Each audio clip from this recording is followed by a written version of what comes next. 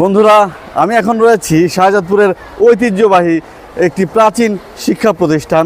যে শিক্ষা প্রতিষ্ঠানটি নারী শিক্ষায় অবদান রেখে চলেছে, এটি হলো শাহজাদপুর ইব্রাহিম পাইলট বালিকা উচ্চ বিদ্যালয়। এই উচ্চ বিদ্যালয়ে অনেক বোনেরা, অনেক মায়েরা কিন্তু এখানে পড়ালেখা করেছেন। সবার স্মৃতিতেই অম্লান এই শাহজাদপুর ইব্রাহিম পাইলট বালিকা উচ্চ বিদ্যালয়।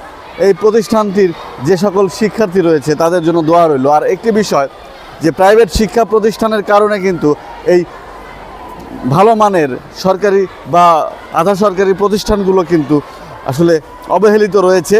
এবং এই শিক্ষা প্রতিষ্ঠানগুলোতে যদি জোর দেওয়া যায় এবং গুরুত্ব দেওয়া যায়, তাহলে কিন্তু শিক্ষার্থীরা এই প্রতিষ্ঠানগুলো থেকে ভালো রেজাল্ট উপহার দিবে।